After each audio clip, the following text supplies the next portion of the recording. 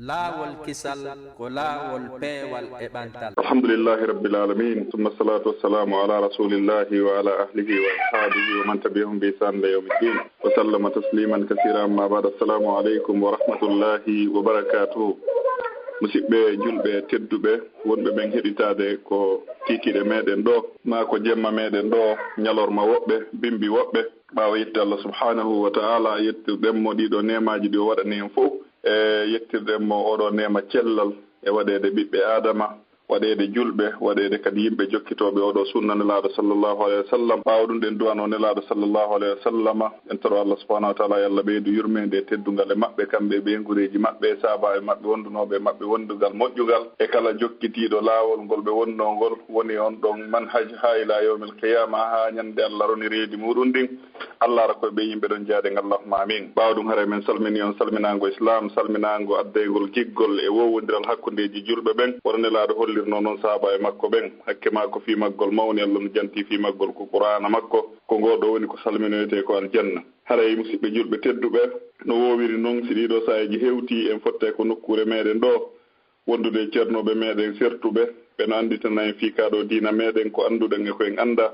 haray hande kadi oɗo jemma juma waɗaɗo barki haray en fottiɗoɗen e ceernoɓe meɗen ɓen oustaz Alhusain Ba Dakar wontiran ɓen sengo Dakar. haray ko kamɓe woni ko wonani en ɗo hiɓe suɓani en ɗo toɓɓere e wondude himme moranaɗo e haray ɗen toro Allah subhanahu wa ta'ala yallawlam ɗo waɗu e yimɓe jentotoɓe konnguri ɗin gollitira nafooreji koni ko nge muɗum woɗɗito nambaraji e lorraji koni ko nge muɗum. haray ɗe gandintina koni ko technique hande kadi ko musidɓe moɗo woɓe ɓen yumma meɗen Hajja Fatimata ñippi e Cheikh Mamadou Aliou Bari, Cheikh Alfamad Diallo e musidɗo moɗon Abdoulaye Diallo ko wonani en ko micro kono mi yewtiron noon haray ko oustaz Alhusain Ba wontiranɓe e sengo Dakar.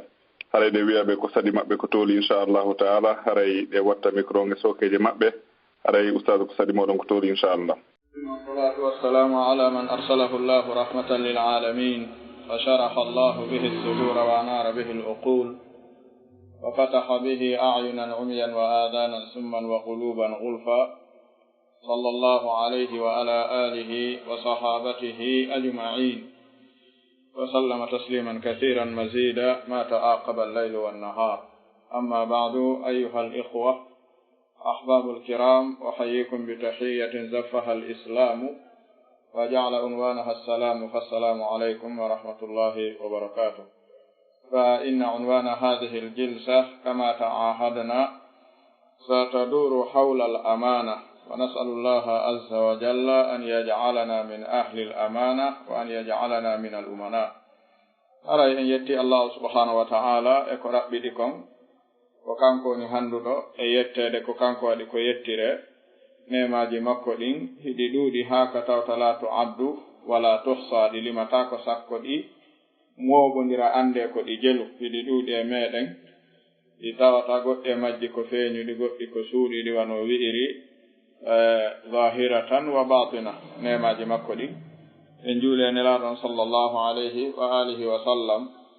mi salmini on salminango ngo handuɗon, salminango julɓe onande siɓɓe muɗum julɓe. haray e ko raɓɓiɗi kon no Cheikh Abdallah mafiri ni e oɗo kikiɗe ɗen toro Allah subhanahu wa ta'ala nde waɗanta en barki e kikiɗe on, o waɗana en barki e jonde nden, o laɓɓinana en golleji ɗin, o jaɓana en.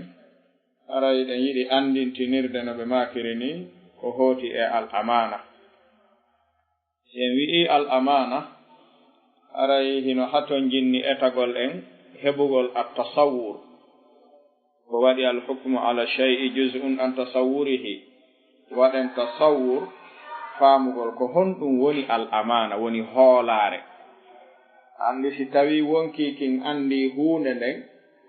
no gasa gila ɗon waaway nde daranade, kono si wonki majjama huunde aray jom mayre jom wonki kin waawata daranade huunde nden. haray al amana ko wiyete hoolaare fiyo en nabu ɗum ka wonki kin wawata faamude ɗon ko konko tawata wonay sabu haa si neɗɗo o nawni nawnaare nde tawata aaninimo o yehi o tawi mo o tañƴini wondema Allah subhanahu wa ta'ala no wawi mo wadde sabu o heɓa cellal e nawnaare makko nden tawi on ɗon wi'imo cellal ma ngal ɗo hino yowiti bi idnillahi ta'ala waɗugol ma opération ɗum noon hino landi ɗanningol ma haray noon men etoto fiyo a ndikku fiyo a finu fiya kontin gurdan kono a ɗaɓɓay mbuuɗi jonna men wattiday ɗum ɗon e feerugol reedu ma ɗum fiya heɓu cellal konko wakkiltama ɗon ha ɗaɓɓa mbuuɗi tumbidira si neɗɗo ɗettanima laɓi yaasi a dogay mooɓidira mbuuɗi haaɗi ɗuuɗa jonnaɗi goɗɗo fiyo feeru reedu ma ndu ko ɗum wiyete hoolare a hutaaki on konko waɗinma ɗum ɗon ko ɗum wiyete al amana si tawi neɗɗo faalama voyage ude hande ka aduna on yaari ɗo yeeso e juuɗe yimɓe ɓe konko newnanta neɗɗo ƴawgol e avion wengo hakkunde leydi e kammu kan laaɓani mo alaka avion wangal juggi alaka jogitingal na ley wana dow o ɗaano nder ɗon ko ɗum woni al amana hay e leggal o ɗanatako on mo wawi ƴawde ko towi ɓuri leggal ngal fiw hara mo andi fewno ɗo ala ko jogingal ley joggingal fiitangal uno ala ko tambingal dow fiitangal uno o ɗaano nder ɗon nden hoolare ɗon woni al amana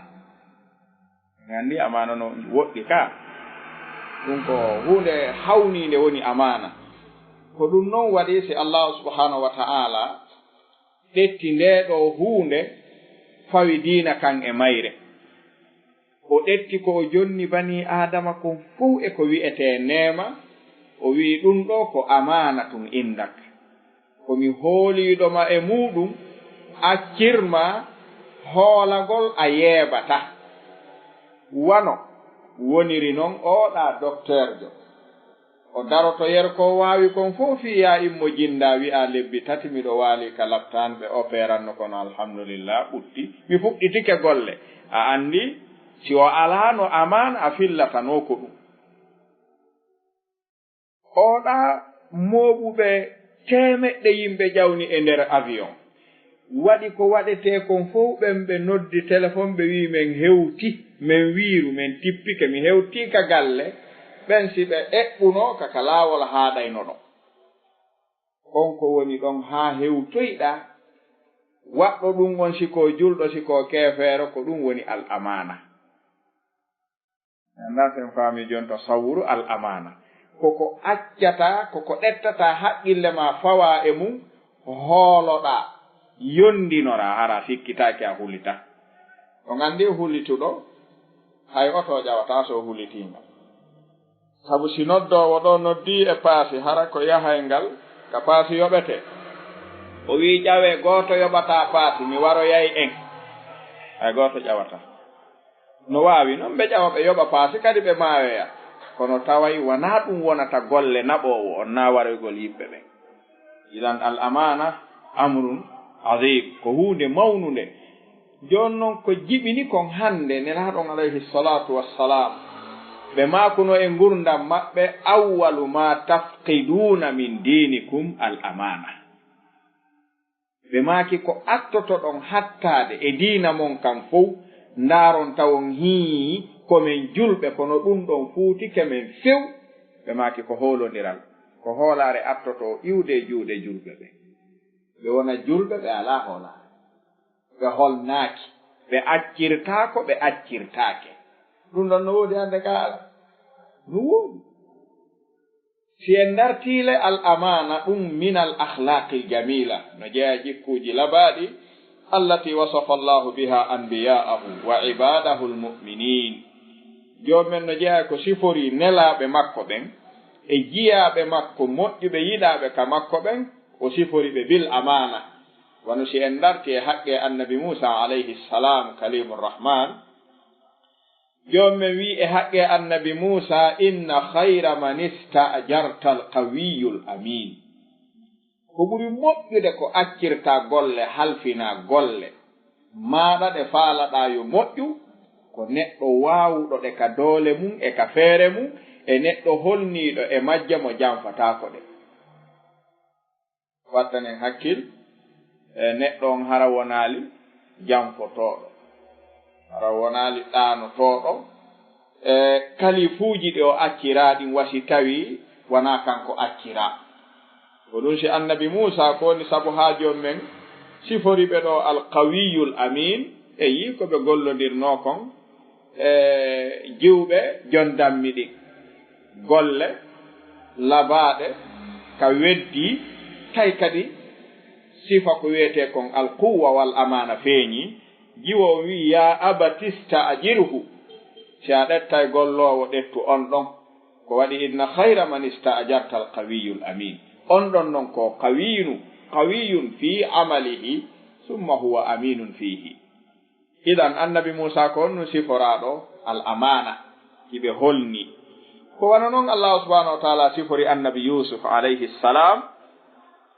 jomme wi e haqqe annabi Yusuf wa qala al maliku tuni bih astakhlishu li nafsi falamma kallamahu qala innaka al yawma ladayna makinun amin kono oɗo aya sen dartino walori ni hinoye makko ko wiyete at-taqdim wa at-ta'khir bimana falamma kallamahu qala innaka al-yawma ladayna aminun makin ko waɗi ko amana o rimi tamakkunu on wana fi ɓe heɓu tamakkunu ha ɓe heɓi amana ɓe heɓu amana on amana o rimani ɓe tamakkunu yi innaka al-yawma ladayna walamma kunta aminan sirta makinan ɓayɗa holni joni a deeƴi kamen ta hulu hay hunde men deeƴinima kono gandi joni men ardin makinun amin ɗum ɗo wiyete mura'atu tartibe lugha haala kan no yarata noon aynitugol ɗum ɗon si wona ɗum nen andina tamkino o rimi amana on ka ko on no rimi tamkino on ko al amana on joni noon o sakkintinni ko rimi kon o ardini ko rima kon idan ɓeɗo annabaɓe kadi ko honɗum ɓe sifora illa maɗa al amana si en darti annabaɓe e nelaɓe joomi men ɓen fof ka dow leydi si ɓe ari ko ɓe fewtinta yimɓe maɓɓe ɓen ɓe juggo e mu'um ɓe wiya ɗon haani men jaɓande ɗon haani men ɗoftade ɗon haani men nanande ko waɗi inni lakum rasulun amin fattaqullaha noon wa ati'un jaka sabu yo karamukoɓe ɓen ɗofte yoɓe nanane yoɓe jaɓane ɗum tawa hiɓe sifori bil amana waɗi hay annabaɓe wi'i nananemen jaɓanemen ɗoftemen hule allahu on faamon komin wowlata kon ko waɗi menen komin holniɓe men jamfatako on ene si noddoɓe ɓen ɓoorike ɗu'um ko annabaɓe ɓen juggi fi yo jaɓane ko honno kamɓe ɓe jaɓirante ko gandi annabaɓen ko juggi ɗo ɗon haani men jaɓande ko waɗi meɗen holni men jamfatako on min wowlanta on goɗɗum min waɗa goɗɗum ɓay min jamfata ko jaɓanemen si noddoɓe ɓen ari woni jamfotoɓe goto jaɓantaɓe waɗi ko ɗum annabi Shu'aib alayhi salam khatibul anbiya ɓe makuno wa ma uridu an ukhalifakum ila ma anhaakum anhu in uridu illa al islaha ma stata'tu wata on tanjino mi wowlanayi on yo on waɗu ko lorrata on wata on tanjino mi yamiray on ko moƴƴi mi luttita ɓaawo ko min yo waɗu o en wadde almuhim annabaɓen ɗo ko num ɓe sifora kamɓe kadi al amana ko wanu noon si en darti aminul wahyi jibril alayhi salam joomi men ko siforimo fi muhkami tanzilihi o wi wa innahu la tanzilu rabbil alamin ko tippini qur'an ko nde tippornde iwri ka jeyɗo tagore nden kono nazala bihi ruhu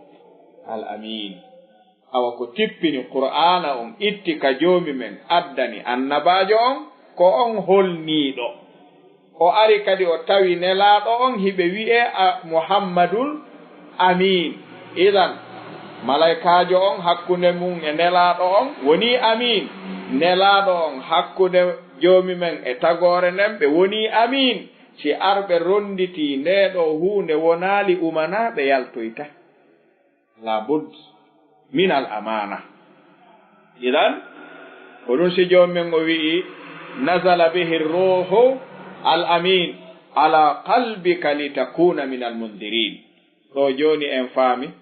joomi men fuɗɗori malaikaɓe ɓen o siforiɓe bil amana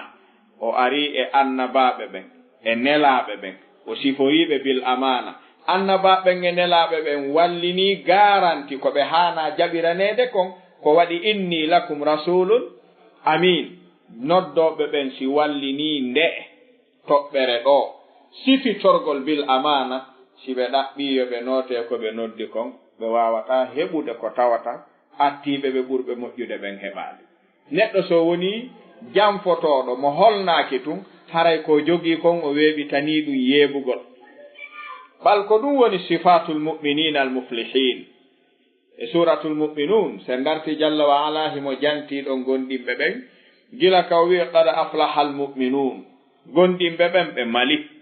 ɓe naati e laawol kaɓe maloyta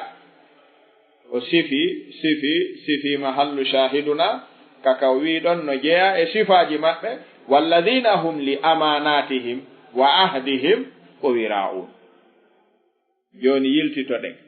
jomi men sifori an malaikaɓe bil amana o sifori annabaɓen e nelaɓe ɓen bil amana o sifori gonɗimɓe maloɓe ɓen bil amana mo lundike ɗum ɗo fof honɗum o gaynata honɗum o waɗata so lundike ɓeɗo fof o jokki laawol goo o wi kadi mo faala wurnitude laawol maɓɓe ngol naako wonata idan walladina hum li amanatihim wa ahdihim ɓe wonay ra'un woni hoolare nde ɓe hoolande e ahadi ndi ɓe haldidete ndi ɓe aynay ɗum rewa laawol ngol e fewno ka halda ɗo ɗum ɗon si wonali yahata donc andi no jeeya e ko ɓuri lorrude hande fiyen wowlu ha fayda faamen ɗum no metti fi on andi joomi men diina kan o adduka tawi hika jogii calɗi ɗiɗi hika jogii qismul muamala ko honno gollodirирten ko honno naɓiɗirten ko honno yiɗidirirten ko honno ɗum ari e nder diina kan hakkunde men o ko honno enen e makko kadi gollodirирten ko honno weltinirtenmo ko honno o yiɗirta en ɗum woni geɓat dewe ɗen bimana al ibadat ko hakkunde men e joomi men al muamalatu ko hakkunde meɗen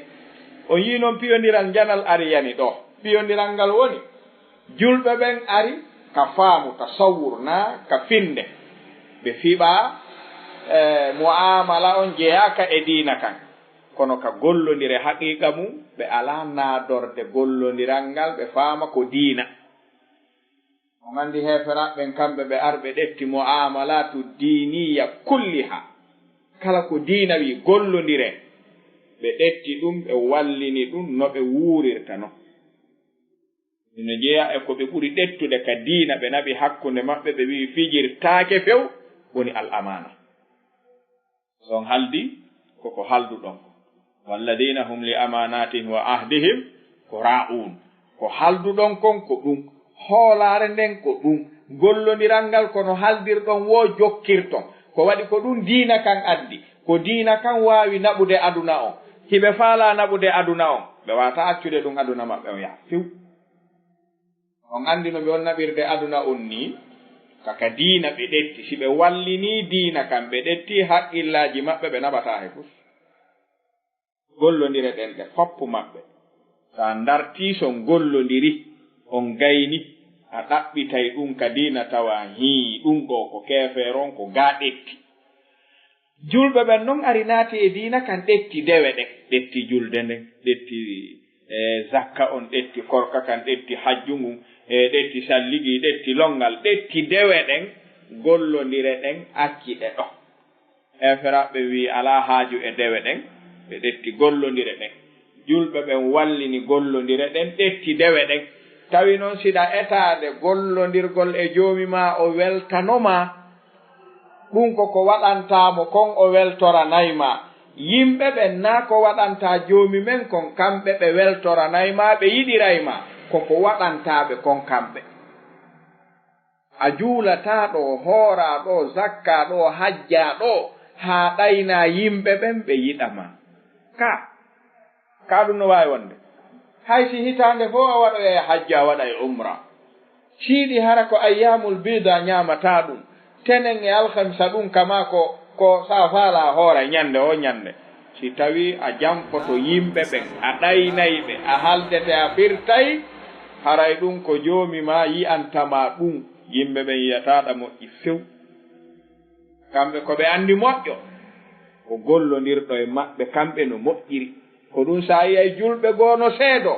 ɓe heeferaɓe ko ɓe heeferaɓe kono si on haldi ka en nanata ɗum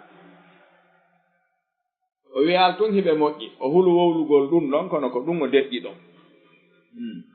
ɓen ko heeferaɓe noon minen ko toon men woni ko minen woni gollondirde maɓɓe kono son gollondiri so haali ɗon ko honnumo wi hiɓe moƴƴi ko teddanmo tun e joni kamɓe noon ko ɓe ɗaɓɓi ko kala mo ɓe gollondiri ɓe waynodiri yo ɓe accu e makko ko o wowla e maɓɓe hara koko moƴƴi ɗum hiɓe ɗaɓɓi ɗum almuhim ɗum ɗo koko wiyete al amana ko sifa mo hanuɗen siforde ɓe wi wa bi hadihi l amana yuhfadu ddin wal a'rad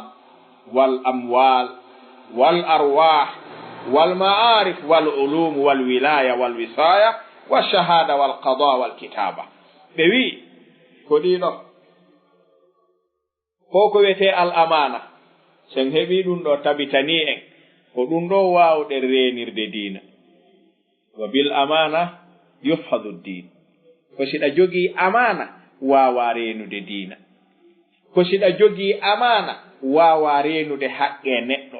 ko siɗa jogii amana wawa renude jawle yimɓe ɓen ko siɗa mari amana reena pittaali yimɓe ɓen ko siɗa mari amana ayna gandal yimɓe ɓen ayna gande diina ɗen ayna ko halfinteɗa kon ayna ko wasiyeteɗa kon ayna ko seedinteɗa kon ayna ko ñaawata kon ayna ko windata kon ɗum ɗo fof si reway laawol harayɗa mari ka hakkil ko wiyete al amana awa ene si neɗɗo ala ɗum haray sikkuɗen kullum ɓuramo ɓay si neɗɗo bonnidi ɗiɗo fof ko hombo kontatamo yimɓe ɓe hay goto idan labod ko ma ayniten ko wiyete hoolare nelaɗon noon watan yeggitudey ɓe maaki ko attoto ɗon hattade e diina mon kan onon julɓe ɓen ko al amana a fottay e julɗo tawa indahu kullu shay'in illa al amana tawa ka yiltirɗamo a tawa ko masha Allah siko hoolare gollata ɓisike hakkunde mum tu wiya subhanallah nelaɗo maakino ɗum awwal ma tafqiduna min dinikum mada al amana joni noon ko ma ayniten ɗum wata en wonu enen wonoɓe ɗum ɓe ɓay amana on ɓantatake ɗo fof ɓantete tun e ɗuɗuɓe joni noon etoɗen wonde fanɗuɓe heddoroɓe ɓe si wona ɗum haray en welata gollondirde ko ɗum si tawi jalla wa ala o wi inna aradna al amanata ala alsamawati wal ard wal jibali fa abayna an yahmilnaha wa ashfaqna minha wa hamalaha al insan innahu kana zaluman jahula ilan jomi men weeɓiti ndeɗo hoolare diina on andi ko si hoolare no woodi neɗɗo ayna koko o tagira fimu woni kaɗo diina si en yi'i neɗɗo wawata wonde 24 heures haraw juulali waɓutuji ɗin joyi timmi ɓernde makko deeƴa ko yer ɗum o mari amana ɗo si amana on yehi o wonay o juulali haraw anda kadi o juulali haraw ala ko ŋersitata holla mo acci goɗɗu simo mari amana o wawata ɗum idan ko honnum neɗɗo jogorte ko al amana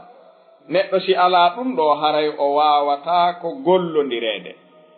ko ɗum si tawi imamul qurtubi rahimahullah ɓe maaki e oɗo aya inna aradna al amana ɓe maaki al amanatu ta'ummu jami'a wadha'ifi ddin wo ko wiyete amana no huuɓiti kala dillande nde neɗɗo dillanta e diina islam hino waɗɗimo an yakuna aminan yo eto wona holniɗo e dillande nde hara wonali ha'in hara wonali jamfotoɗo ngol ɗo konngol ko ngol ɗo woni ko damba e ɓurɓe ɗuɗude firtoɓe qur'an woni ko wiyete amana ko kullu ma ftarada allahu ala al ibad fa huwa amana kala ko joomi men farli e dow men haray ɗum ɗon o hoolike en o acciri en jooni noon anndi si neɗɗo yeebi hoolaare joomi me en taguɗo leydi e kammu jogiiɗo lette jogiiɗo neema waawuɗo fof si bani adama suusii janfaade hoolaare o ɗo an haray ɗa waawi ɗaɓɓude hettugol hoolaare e juuɗe o a neɗɗo an a waataa hettude ɗum si neɗɗo janfike taguɗo o haray ko yo jonnite an hoolaare haray a fijay woni ko ɗum si wano julde ko hoolaare zakka ko hoolaare korka ko hoolaare denndaangal golleeji diina ɗin kalifuuji ɗin fuu ko hoolaare bimaana gundooji ɗi wowlanteɗaa hakkunde ma e wowluɗo ko hoolaare ɗiɗo fof si a yaltiniiɗi tun haray a woni mo alaa hoolaare kala ko neɗɗo wii haray noon ko hakkunde men mi faalama wowlande haray o wii mo wataa wowlan ɗum goɗɗo koo kaa kono noon jooni ɗum ɗo ko muskila moolanaaɗo tentii aduna mo wuuruɗen ɗo on ko saakata gundoo kon no ɗuuɗi tentii ɗi téléphone ji ɗi wonɗen gollirde no jeyaa e ko tawata no satti aduna o mi sikka jarriboraama waktu mettuɗo waawde suuɗude gundoo haa hewtii o waktu men ɗo waɗi ɗo ɗa waawi noddude mo sellituɗaa wirtataa gundoo maaɗa wiya ahi ɗo kaka privé ma wonɗen wowlde ɗum ɗo hada bayni wa baynak ka téléphone ji ɗo haldon fotton ɗum hara ɗa andile ko ɗon nodduɗamo wowlon haa gayno si a wayni tike tum goɗɗo jonnitano e jooni on sawtuɗon tigi hara i wi e juuɗe makko ko joomen anndi ko honto haaɗi ni giɗo ma goɗɗo goo henndo inna ahi miɗo heɗii ɗo ko go accimi jonnane heɗoɗaa ɗum a miijoto ko heɗetee kon fof si wonaa ɗum ka si arii a huɓɓinii a heɗi tike haray on ɗon yo wontu giɗo maa ko heddii kon haray no satti ka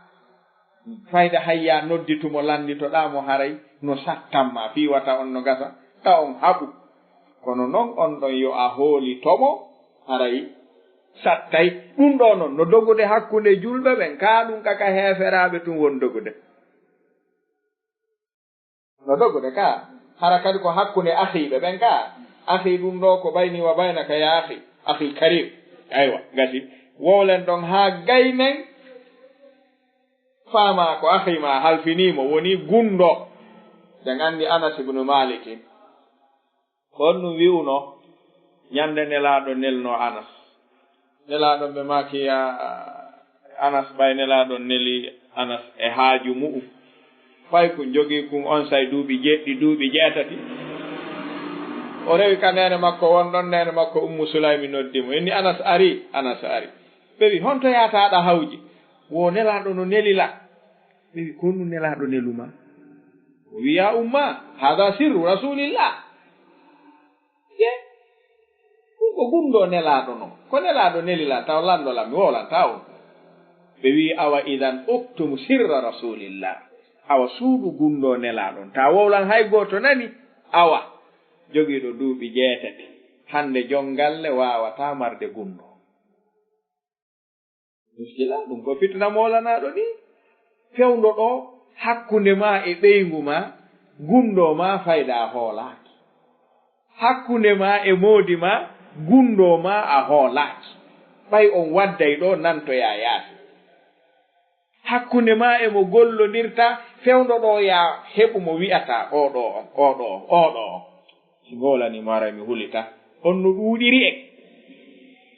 na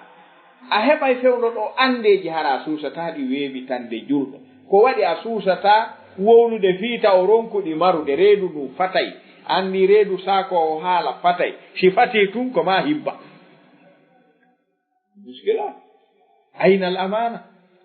honto hoolaare men nde woni jooni noon ko enen ndaarete ayyay ɗo neɗɗo subhanallah no hulɓinani en ayyay neɗɗo hino doga ɗaɓɓitira ayyibe hum siɗɗo mum suuɗiiku no saakitira ku wono kullum ɗaɓɓirta ko ñaama hara no paytoro no o nganndi kullum no payto ko wuurira ka hara no kunkullum paytorto ɗaɓɓira ko wuurira noon no woodi hannde julɓe paytotoɓe ayyibeeji siɗɓe mum ɓuri ɗum fiyoɓe saako haynal amana an hay si a jonna no harma mande saaka ko hommonel ma ya ɗaɓɓitu ko suuɗa e ma saaka hara ara yi'uno holluma no harmi ka saaka so wi ko gunno kono ɗaɓɓitantamo gundoji makko saaka wiya kadi ko islamu o ko muskila ɗo haray idan karamo koɓɓe mbe wi ɗi joomi men farli en ɗin fappu ko ɗi hoolaare ko ɗum si joomi men ala e lettude ɗo fii en waɗaali ɗi hoolaare nden ko ñande darngal hasboyto ɗen ɗo si a juulaali a ñaamay ka wonno juuluɗo ñaamirta si a juulaali hattaaɗa sellude ko waɗi wonaa sa waɗaali mi waɗete ko waɗu si a waɗii mi yoɓete si a waɗaali mi lettoyte naa jooni si a hooraali suumaye haɗataa ñande julde wa'ano fof wa'i noon haraɗa selli sa heɓii mbuuɗe a salike hajjude hatta ko amana ko an anndi haɗi waɗa ko wano noon sa heɓii jawde a yaltinaali zakka ko amana ko an anndi haɗi waɗa ko ñande darngal ɗum jittoyte innama tuwaffawna ujurakum mata yawmal qiyama ko wano noon en no ɗeɗo dewe woniri ni amana tere ɗe joomi men jonni en ɗen foppo kadi ko ɗe amana ka me'en o ɗetti noppi nanɗe o jonnuma o wi mi halfinima ta heɗor kala ko mettatanmi ɓay ko min jeyi ko min luɓuma nafitor kala ka nafitorta mi welto gollirɗon kala ka lorrayma mi tikka ta naɓuɗon ta heɗito ɗum ene julɓe ɓe reeni ɗum heɗotoɗo musique reeni nema nanɗe ha o renaali julɓe ɓen no heɗade kaɓe ala heɗade ɗuɓe heɗade joomi men ɗetti nema yiwgol jonnima wi'i ndaarir ko nafitorta ko mi welto ta ndaarir ko lorray ma mi tikka ko hoolaare julɓe ɓen ko ɗon haaɗi julɓe joni nanatay ɗi téléphone ji ɗaɓɓita ko harmi suuɗi kon dak minnitoro ndaara ɗon welto ɗon imo wiya yaasi ga yo hippu gite ɗen si o fotti e mum nelaɗo ɓe maki sa ɓantigita yi ko armi hippuɗe ta ndaritudey an joni ɗaɓɓitude ko suuɗi kon hiɗa wi'a ta ndaaru ko yalti yaasi ko anga yettiri o nema gite ɗo jomen no wimi jonnima juuɗe ko nafitora wallitora ta yeddiran dey ta waɗir ko mettirtanmi goɗɗo wallinta kummum sina jungo ma ngol sottini naɓi to o nema ɗo woni joomi men jonnima koyɗe ko dillira huntina haajuji maɗa o wi yahu ka welatanmi ɗon ta yahu ka mettatanmi ɗon tuma ndaara tawa wo ka dariɗa ɗon taway kaka tikkintamo ko ɗen koyɗe arduɗa ɗon ko ɗen kadi darorɗa ɗon gandi en andali valeur nemaji ɗin en andali taw nemaji ɗin ko ɗi amana en halfina en hoola ko ɗum si urwatu bun zubayr radiyallahu anhu wa arda ɓe wi ñande ɓe heɓi nde nawnare maradul akila ɓayri koyngal maɓɓe ngal taƴama ka howru ɗo ngal wallinama ɓe woni haa ɓe ɗiwti museni ɗin ɓe wino ayna rijili honto koyngal al ngal taƴuɗon ngal woni ɓenni hino ngal to ɓenni addanelal ngal ɓe addi ngal urwa ɗetti koyngal ngal jogiti o wi wallahi alladi hamalani alayki fi atamati lleyli ila almasajidi wa innahu la ya'lamu anni ma mashaytu biki ila haramin qattun fima a'lam ɗum ɗon ɗum o seedi o wi mi woniri joomi men neminirɗolan sornugol ma ley rondanmi ɗon mi fawoɗa mi fawo hoorema mi hunta haajuji an ɗin mi woniri on waɗɗo ɗum himo seedi mi wowlaali fenade gila wonuɗa ley an ha hande mi seppiralima mi yehi ka tikkintamo hara miɗo andi ha hande ɗum waɗani mi yettimo nema yerko o rondunolan e dow maɗa kon ko ɗiɗi o jonnunolan ko gotum o ɗetti on say noon ɗum surroya ko hombo e men suusi wowlude ɗum hande hombo e men julɗo suusi wi'ude wallahi mi tippirali koyngal angal mi yehi ka mi andi no tikkina joomi an gila mi andi hoore an ɓay komi julɗo hombo emen suusi ɗum hombo ɓe tuubaali ɓen no anndi ko hontoni ñallude no anndi ko hontoni waalude tuubuɓe ɓen no anndi ɓaawde ɓe tuubi si ɓe tuubii laaɓii ɓay no woodi men tuubuɓe tuububuyeeji tuubanteeɗi kadi ara ɗin no haton jinni kadi e tuububuye keso ɓay sa tuubii e huunde a accaali nde haray on tuububuye no selli anndi haray on tuububuye ɗon ko bakkatu taw noon taw on no haton jinni e tuubaneede ɗimmu ko waɗi mi accii mi accaali na salaare ni haray idan en faami jooni dewe ɗe farla ɗen ɗen fof ko ɗe honɗum ko ɗe amana en accira si en waɗi awa si en waɗaali joomumen no habboyi en ñande darngal ko nden ñande wowlantamo juuɗe ɗe jonnunoɗaami ɗen koyɗe ɗe jonnunoɗaami ɗen gite ɗe jonnunoɗaami ɗen noppi ko jonnunoɗaami ko ɗum ɗo mi waɗirno ko ɗum mi jonnirnoma ko nden ñande jaabotoɗaamo dewe ɗen farlunoma ɗen julde nden korka kan zakka kan kala ko wiyete dewal ko nden ñande wi'atamo mi waɗuno ma mi waɗano komi waɗanno ko ɓay a yamiri ko hanno mi waɗa ko bewre wasere needi fuuɗa wawi wolde hay fenande ala ñande darngal ka fenande no moƴƴinoto hay goto wata fenude lakara ɗum ɗo ko ɗum non woni amana wona on andi hara jomumen wiyayno kala mo juulali o nawnayi a andi hara no woni forcé na ɗum noon o ɗaɓɓi ko ya waɗu siɗa faala joddi ndin acca siɗa faala lette ɗen joddi ndin ko laakara lette ɗen ko laakara fof ko ton kon ɗum haade waɗen ɗum ɓay en sikkitaake semma e ka hay heferaɓe no hooli ɗum idan jogitoɗen makunelaɗo goto alayhi salatu wassalam ɓe maaki inna awwala ma tafqiduna min dinikum al amana hunjoɗen ɗum ndaaren si tawi en naatiɗo e si enen en daɗiɗo ɓe maaki arande ko hattotoɗon e diina mon kam fof tawon ɗo on mi ronku fuuti kelan ko hoolaare nden ene ndarten hoore men ɗo ene ɗum ɗo fuutike enen en naati e ɓen ɓenelaaɗo sappini ka enen ɗen heddori hoolaare nden wowlanaaɓe ɓen ko woɓɓe goo gooto fof emen yo ndartii ɗum e seeɗen holnii si en holnaaki haray ko mbonelaaɗo sappiiɗo na enen en haandigoye wattude hakkille ɗum hara en sappaaki woɗɗuɓe ɓay neɗɗo no yi'a leeɓol e yiitere goɗɗo o ronka yiide bantanhi e yiitere makko on anndi bantan ɗe leɗɗe ñane no waawi fuɗude ɗo e yiitere ma hara yi aliki ɗo ɓay koye ma woni joɗɗa ɗo haynoɗa lojol e yiitere goɗɗo to leeɓol wiya yo ittungol ɗum ɗon e sewde ɓay koye goɗɗo a yi'i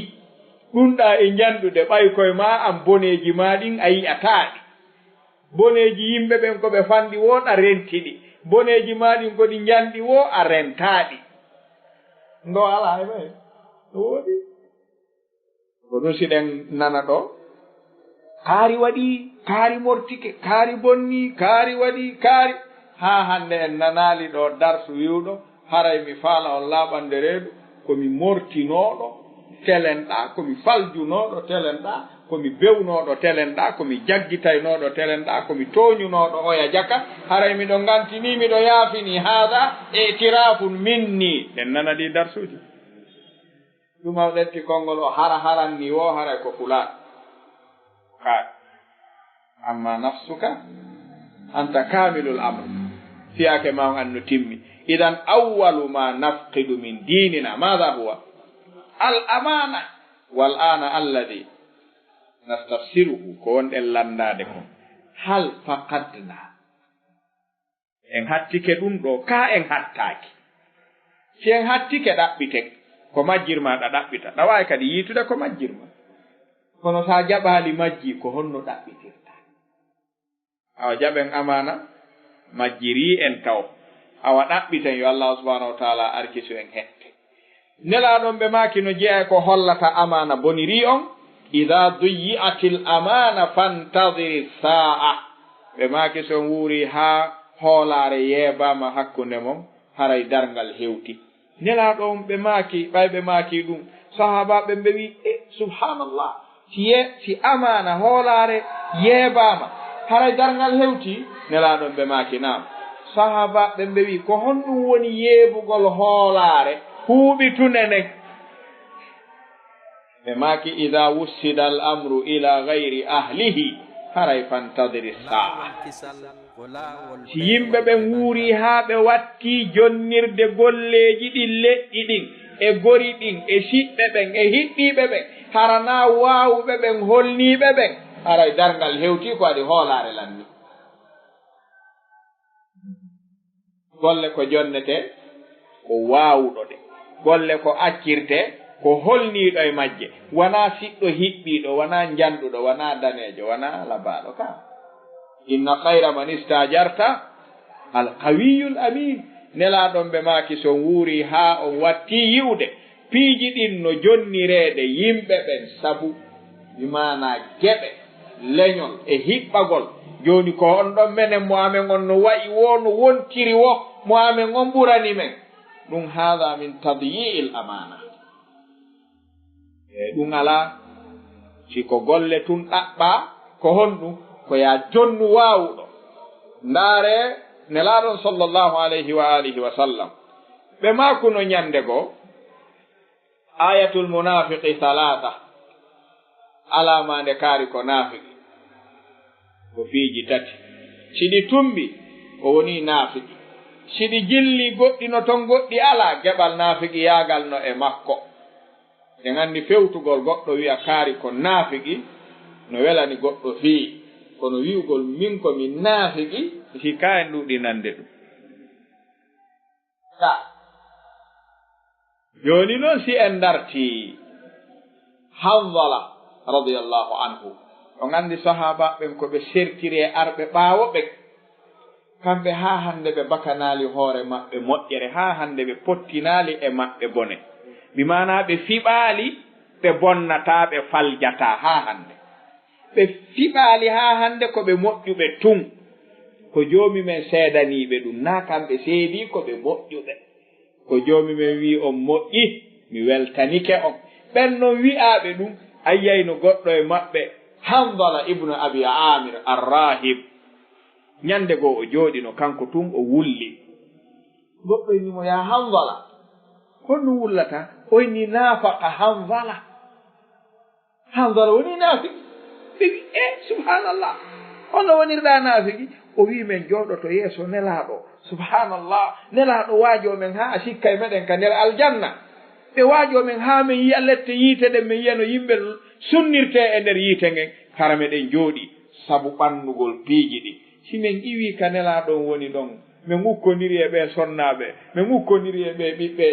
gese min yeggita ɗum fof ɗum ko naafiɗiyaagal ɗum sinaa ɗum nelaaɗon si yewtiima ɗa haani heddadede mum o wi awa ɗum si woni naafigiyaagal haray no hulɓinii dey mahin ka nelaaɗo Hanzala ari no wulla ɓe wi on no wullata Hanzala o wi naafaga Hanzala ya rasulallah ɓe maaki famani faaɓuka o sifi ɓe maaki la subhanallah ya Hanzala na a naafiki ɗa anndi naafiki na a naafiki o sifi haa o gayni ɓe maaki ko ɗum woni sarihul iman timminɓe gonɗinal ɓen ka dow leydi koye maɓɓe jeeɗa ko ɗum woni gonɗinal timmungal ko yi'ugol weltinaare mum nden e raɓɓinɗinaare mum nden yeggita moƴƴere mum nden a hewtiiɗo an a hewtiiɗo enen ɗen siwi ɗo ko ɗum ɗon muskila ko nden ñande ɓe maakani mo ya Hanzala o winaama ɓe maaki sa'atun wa sa'a gonɗinal ko yahay ɗum ara ko ɓeydoto ɗum ɓuyto ko ƴaway ɗum tippo ko sa'atun wa sa'a fahimna enen jooni enen e ɓeeɗen woɗɗondir ka Umar ibn al-Khattab radiyallahu anhu arno lande Hudhayfa ibn al-Yamani o wiya Hudhayfa anta sahibu sirri rasulillah nelaaɗo yeetinoma ñande Tabuku inde naafiqiiɓe ɓen miɗo tororoma lillah si Umar ibn al-Khattab yehi haa tawi ɗum no ŋersita e wonki mu'um e ngannda e ɓen ɓe laɓɓina hoore maɓɓe ko joomi men laɓɓini ɓe ayno yo joomi men laɓɓine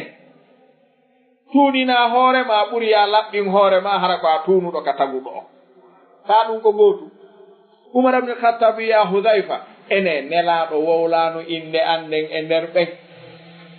ko waɗi gila nden ñande ɓernde an no huli tun reedu an no ɓenndi tun tawnti doguɗo meere wallahi komi torima lillah ko ya wi an tun ta wowlanan ko mboy hombo ɓe wolno mi faala tun ya wi an nelaɗo wowluno inde ma nden ma ɓe wowlanano mi toritatako ma goɗɗum e gurnan ɗan ha mi maaya sina ɗum okkan ɗum ɗon tun hal sammani rasulullahi am la o gandi enen ɗuganina en ka ɗum no jeeya andeji men o woyi enen ande men kosi place o men marsi golle men yaari yeeso awa enen e ɓe gurnen en feppi ɓe waɗani en ko faala ɗen ko si ɗum ngati tummodiren bolonda si manki ka eyyi gorole dewol tummodira par ce que o acci joni jaɓude komi wonmo wolande ko anɗa jaɓude ko onoɗa wolanede ko angarenta jaɓali few mbiɗa acca ɗo ɗa jokki haajuji ma tertomo so jaɓali an kadi ɓay ko an atti salade ka taguɗon a jaɓanalimo ɗa retti ɗa jokki haajuji ma emo accuma ɗon anda wiide sa jaɓanaga ɓuttata accu ɓutta ɓay angal jaɓugol haɗata ɓutta ɗa ɓutti nana ka wiugol billahi so jaɓata wata wonde ɗo a jaɓana jeyɗo leydi e kammu mo accuma ka leydi ɗo ɗum ko muskila no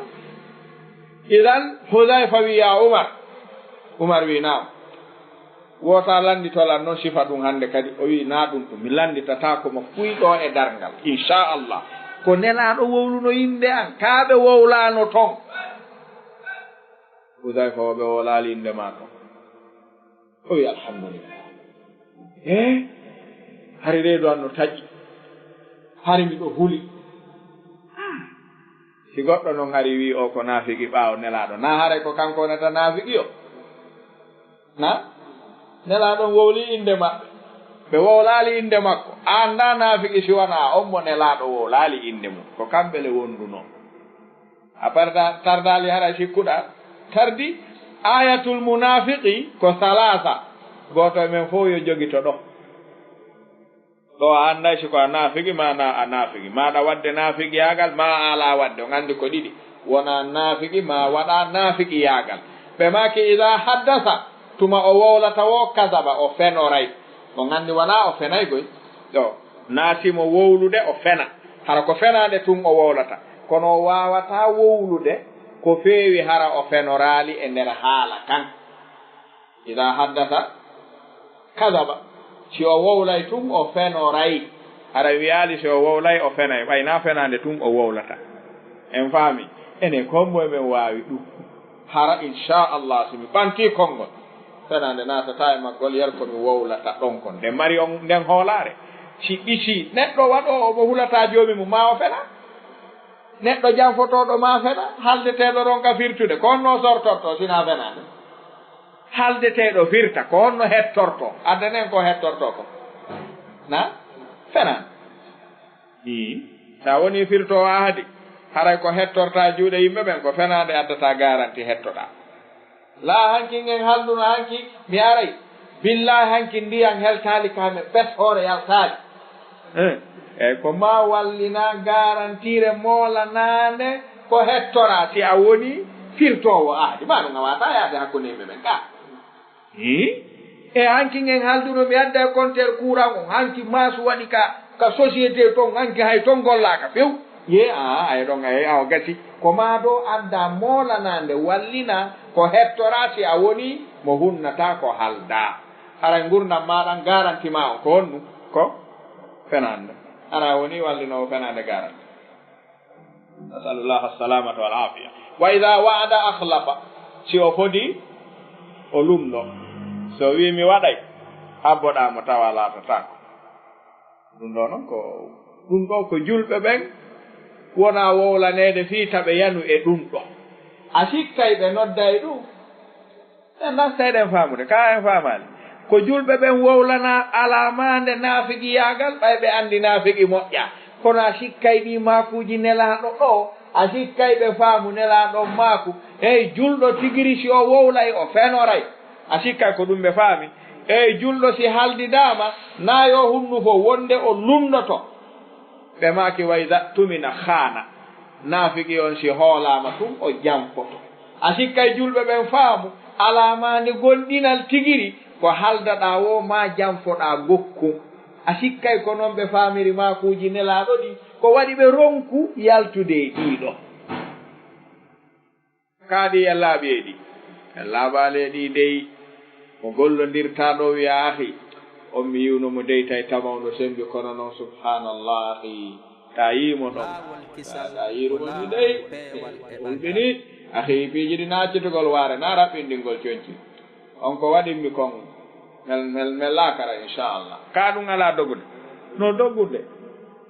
no doggude nawataamo police nane e sunnankejo naɓi sunnankejo mi sokoytaamo inchallah kono min ka min darngal ko waɗinmi ɗon ko hari mi sikka ɗum men darngal on ko bandijo no ka mbaadi dey naatu kono noon ka golle ahi ko golle bandiyagal o waɗinmi ɗo ɗum no woodi ka ala woodi e jooni haray ko homɓe fewnata yimɓe ɓe ko anndi ngal landal ko ma landoɗe ngal ñande wo ñande enen si en feewaali ka konnguɗi e ka golle e ka gollonire haray ko hombo tañƴini ɗen hollay yimɓe ɓen ɗum hombo hay gooto haray ko ma etoɗen wonen ɗon ko ɗum si jalla wa ala o wiya ayuha alladina amanu la takhunu llaha warrasula wa takhunu amanatikum wa antum ta'lamun naare noddandu ko ɗum ɗo wiyete noddandu lerɗingol e noddandu melɗugol ɗe nganndi melɗugol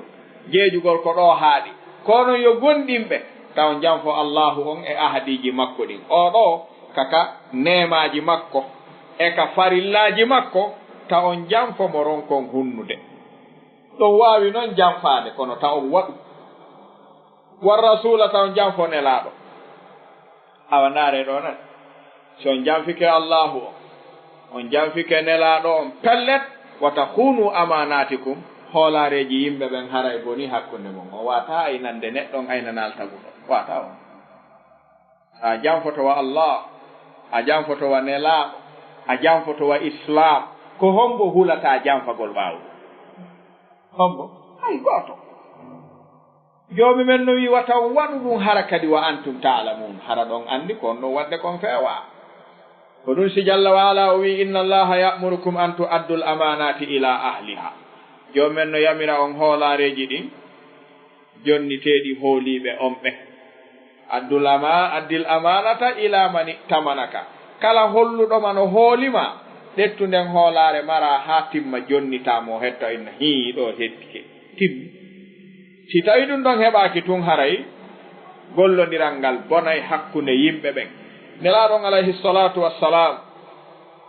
ɓe maki inna min a'zami l amana ino jeeya ko ɓuri mawnude e hoolareji ɗin inda allahi yawma alqiyama ko joomi men ɓuri fawde yo hoolare wonu hakkunde yimɓe ɓen arrajula yufdi ila imra'atihi ko nde gorko huntata tuuyo mum e ɓeyngu mum wa tufdi ilayhi ɓeyngu makko hunta tuuyo makko e makko gorko on tawa ala ko waɗa summa yunsiru sirraha sina yahugol filloyo saaka ɗum yaafi ɗum ɗo worɓe waɗay ɗum rewɓe waɗay ɗum woɓɓe feƴƴiniray ɗum grand place ji maɓɓe woɓɓe fillotoye ɗum ko feƴƴinta e juuɗe mum rijalan wanni sa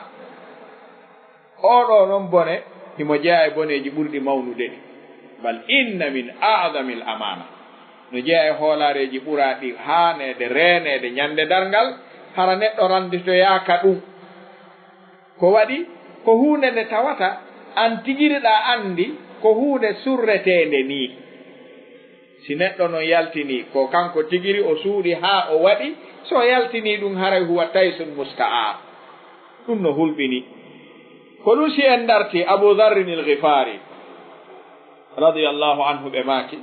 ñande goo mi wiwno ya rasulallah ndaare ɗo no ndaaren ɗo on andi fewɗo ɗo no jeeya ko ɓuri tampinde yimɓe wiwgol e enen kadi wakkiloɗe on andi wakkilare na ɗum jokki on andi kala ko wi'ete yimɓe ɓen no jeyi julɓe ɓen ko ɓe jonna ko toragol joomi men yo jonnu ɗum kala aynanowo julɓe ɓen hunde nde sen dartiɗo nelaɗo hakkunde maɓɓe abou dharrin il ghifari ñande goo arno wi ya rasulallah ala tastamiluni ene on waɗatalam min kadi golloɓe mon ɓen on fawatalam golle on accirtalam ko landitoto ɗollan o daraba bi yadihi ala mankibi abou dharri wi nelaɗon ɗetti sokew muɗum ngon fawi ka balawal an ɓe maaki ya aba dar o winama ɓe maaki innaka daif ɗum ɗo ɗa lo'ani ɗum golle yangi a ala doole mum wa innaha amana accirede golle ko hoolare wa innaha yawma alqiyamati khizyun wa nadama kala hoolare ñande dargal ko nde rimanta jon hoolaɗo on ko jaasere e ninse tu ñande dargal kala hoolaɗo yaadata e mum ko waɗi kala hoolaɗo ñan aduna ɗo o accira hunde o yaha ñande dargal ko haɓɓaɗo ha yoori ken ko hoolare makko nden e hunde nden firtatamo ko ɗum haɗata o firto o yaada e kaɓɓolngol ka nder yiide kala non hoolaɗo aduna ɗo accira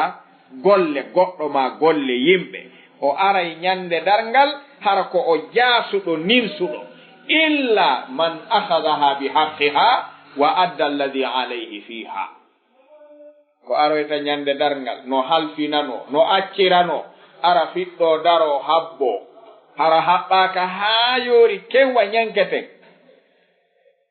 o jon ɗettirnoɗo ɗum ɓay no waawi o jonniti kadi no o waawiri no on anndi ko mu'tata sakka woɓɓe goo innata wuluno ɗon haa ñande goo nelaaɗon ɓe tawi wuli ɓe ɗetti kaafa maɓɓe kan tigiri ɓe wi man yahudu haada kombo jaɓantanmi ka golliroya ka wubbunoɓe inna bi haqqiha o yiltito ɗowoni golle ɗen ɗo a yi ɗon ko hunde sewnde woni ɗon man yahudu haada anni nelaaɗo jogata ko lanɗo goɗɗo ronka wubbude so hewtiɓe inna bi haqqiha kombo jaɓata kay haqqe makka gollira ka haa ka hetta haqqe makka e heeferaɓe wonna nelaaɗo bi haqqi aha on timmingol ɗum dey acce mi gollira ka mi jogii ka Abu Lubabata ari ɗetti o wi wallahi nelaaɗo law qatilanna bi haqqiha haɓiray ka haqqe makka on bimana mi golliray ka wasi tawi ko jom makka golliri ka ono o waɗoy ɗulle joomum okkiɓe polgal en faamude haray no jeeya ko ɓuri himmude kon ko faala ɗen jogitaade o dars wondema al amana hoolaare nde ko honɗum firti hoolaare ko firti ko kaɓɓol e ninse ñande darngal kala ko acciraɗa sa faala wi'a ko oto hum goɗɗo ma ko moto hum goɗɗo ma ko bitiki hum goɗɗo ma ɗum ko ɓiɗɗo goɗɗo ma ko golle goɗɗo wallahi ñande darngal ko khizyun wa amana ardata bi khizyun wa nadama ardata daroɗa a aray ko a jaasuɗo haɓɓa haa yoori ken hara kadi hiɗa ninsi ko jaɓannoɗa ɗum haa ninse hatti si an nunɗuno waɗuɗa no wi'iraɗa non e ko haldidanoɗa kon ko ɗum firtay ma haa laaɓa poy hettoɗa daroɗa hetta joddi si tawi ko a janfotonoɗo ɗaynowo jogino e ɗum ɗo haray ngol kaɓɓol ngol haɓɓaɗa arduɗa e mum ɗon ngol ɗon kaɓɓol a yaada e maggol ka nder yite jahannam nelaɗon maakigol alayhi salatu wassalam jogitoɗen ɗum ɓe maaki ya aba dar innaka daif al amana ino hulɓini naamo ɓe bimana rondi toto ɗum bi haqqiha ɓe maaki ta naate mum an accuɗo ɓe maaki wa innaha amana accirede ko hoolaare wa innaha yawma alqiyamati khizyun wa nadama eɗeɗen faami ɗum hari si neɗɗo naatiɗo e jawdi goɗɗo fusu fasannike ñaamiri nano e ñaamo waɗi ko kañum jeyi ene si on aroye ñande dargal no haɓɓa fii kal jawlan ɗo tawta yona hay hunde hara ko ɗum haɓɓatamo yer kala ko dargal dara ɗum ɗo haray nafimo goɗɗum haray nafaalimo hay fus idan ko hombo aroyta dargal hino hetti e acciranoɓe ɓe ala hay e goto illa man akhadaha bi haqqiha haray ko ma neɗɗo on ɗettira ɗum e haqqe muɗum wa adda alladhi alayhi fiha o eto jonnitirde kadi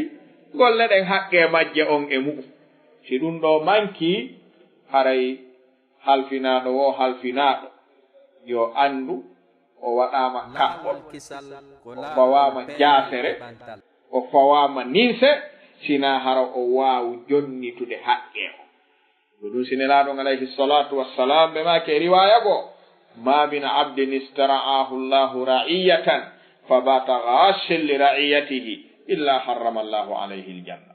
ala halfinteɗo kalifu ngu o haani aynude o weltindo o yeeba ɗum sina ñande o maayi o ɗalay hoore makko aljanna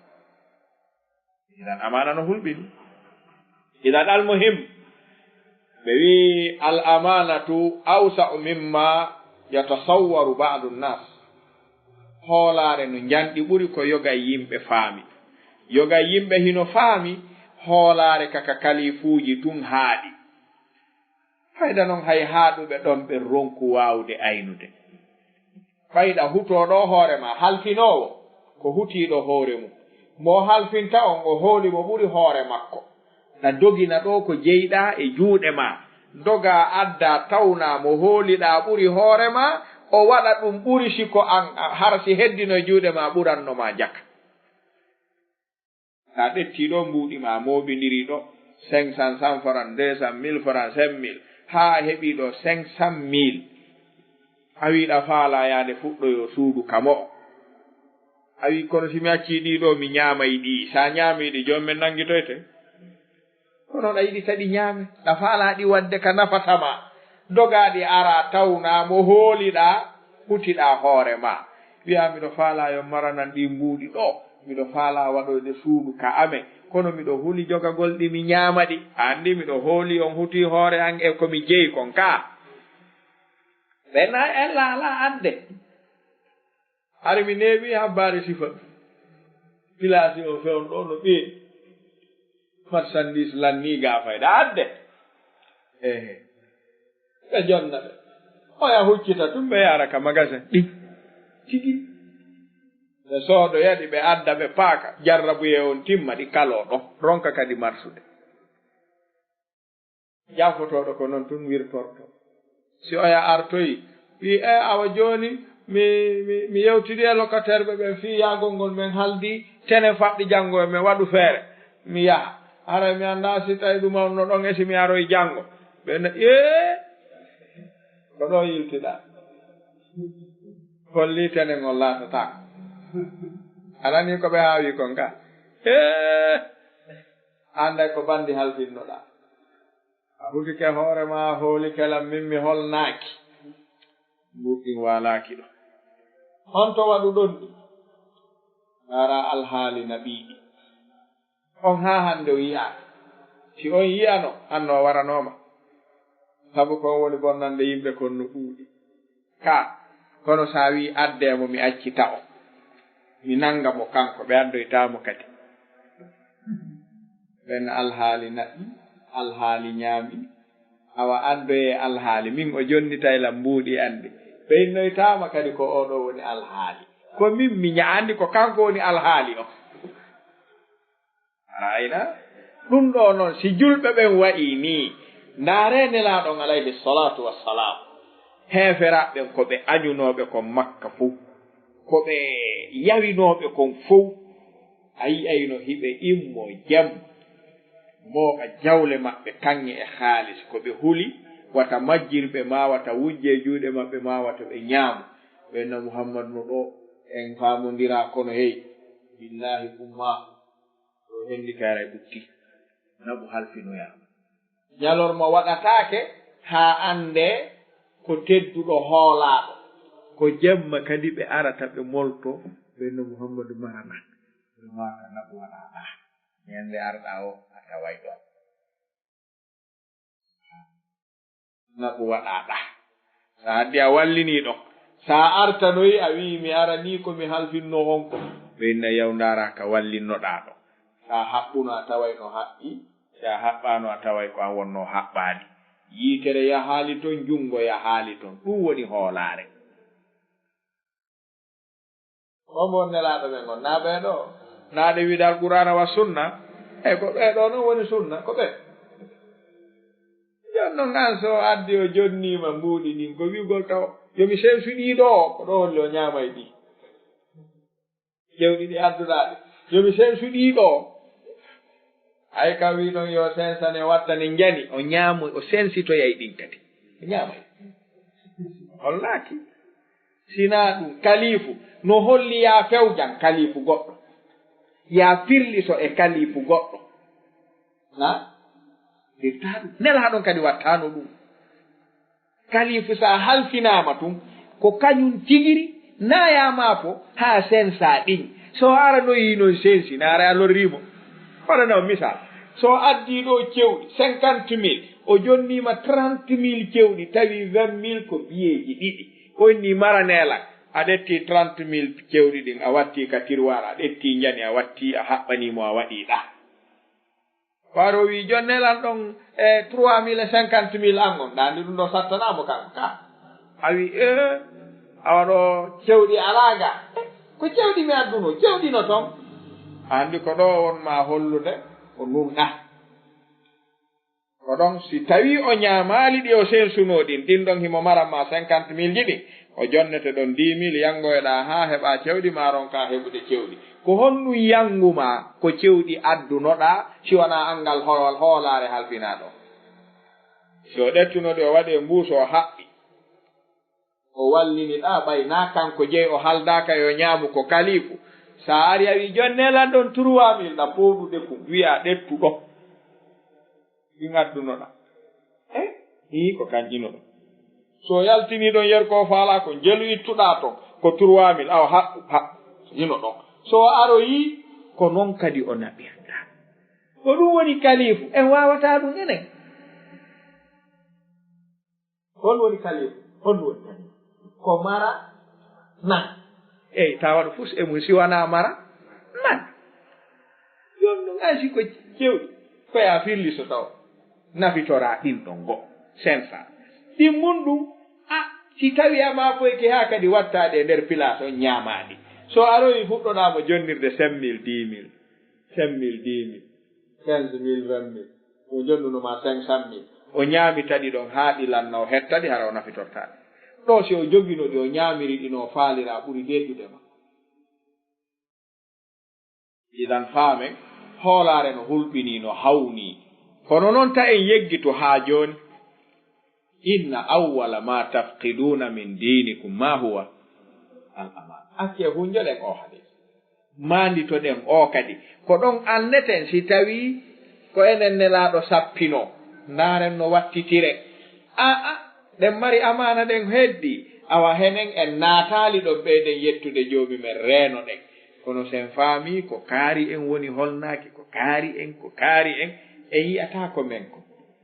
muskila molanaɗo noon almuhim no jeeya ko ɓuri himmude ko faalaɗen faamude kon e nde ɗo huunde al amana a ammu mimma natasawwaruhu hoolaare no yaaji ɓuri ko wonɗen faamude ko hoolaare ko firti si goɗɗo hoolikema tum hara ko ya'a jonnitumo hoolaare nden ala akmali wajihin nelaɗon ɓe maki addil amanata ila mani tamanaka wala tahun man hanaka jonnitu hoolaare kala tawɗoma hoolima wata janfo kala janfiɗoma sen wawi ɗum ɗon haray en moƴƴini si en wawali ɗum ɗon haray ka ronkuɗen ɗon hoore me en ko ɗon ronketen heddiɓe ɓen kala noddanowo joomi men so faami e hoore makko taskike min mi ronku hoore an haray ɓe faamu ko ya ronku heddiɓe ɓen ɓurata waɗɗade e maɗa faamude min mi ronku accude mi ronku wawde wadde mi ronku accude mi ronku wawde wadde ko wowlugol ngol mi wawi wadde awa yo ɓen ɓe wowlanta yo waɗu yo accu koyo ɓen ɗon salo ɗum ɓurata foddude e maɗa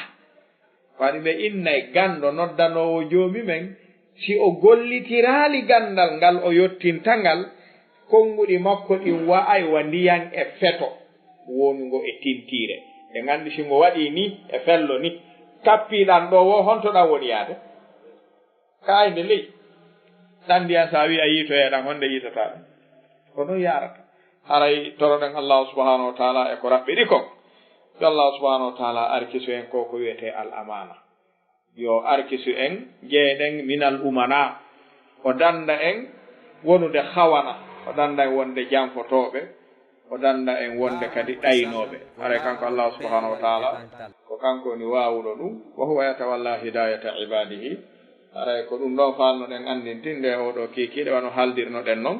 bi unwana al amana iɗen tan Allah subhanahu wa ta'ala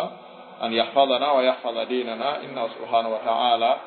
yatawalla hidayata ibadihi wassalamu aleykum wa rahmatullahi wa aleykum assalam wa rahmatullahi wa barakatuh nam ustad aray o weltanama